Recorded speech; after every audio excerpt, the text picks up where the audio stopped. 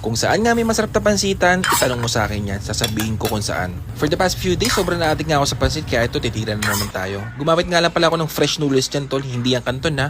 Actually, mas trip ko ang gamitin ng fresh noodles kaysa sa kanton kasi mas malasa siya. Mura pa, 25 pesos lang. Simulan nga rin sa pagsutay ng mga gulay dyan pare, unahin mo lang yung carrots kasi matagal maluto yan. Tapos isunod mo yung cabbage, then set aside mo after 2 minutes. Same pan pare, isir lang natin muna yung atay. Pero huwag mong overcook yan ha, kasi titigas yan. Yung tamang magbago lang yung kulay niya, okay na yan. Pag na-set aside mo na yung atay pare, magsimula ka na mag-gisa ng sibuyas dyan. Siguro mga 20 seconds ay okay na yan. Tapos ilagay mo na rin kagad yung bawang. Konting-konti lang, siguro mga 4 pieces lang nilagay ko dyan. Tapos bumili nga lang pala ako ng 1/4 dyan na leeg ng manok. Sobrang sarap kasi niyan. Mahilig kasi kami mag-asawa dun sa kutkutin. Alam mo yun, yung buto kukutkutin mo. Sa pampalasa, asin, paminta, toyo at oyster lang. Tansya lang pare. Tapos haluin mo lang nasa lumabas yung mantika at mag-reduce yung sauce mo. Kapag ganyan na, lagyan mo na kagad ng tubig. Tapos kutkutin mo lahat ng nanikit sa kawali mo. Takpan mo for 5 minutes ay okay na yan.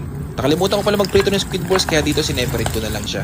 Then of course, set aside muna natin pare. Then after 5 minutes, ibalik na natin yung hinaftok natin na atay kanina. Dahan-dahan lang sa paghahalo kasi madudurog yan. Pagkatapos ng ilang segundo, ibalik mo na kagad yung mga gulay mo.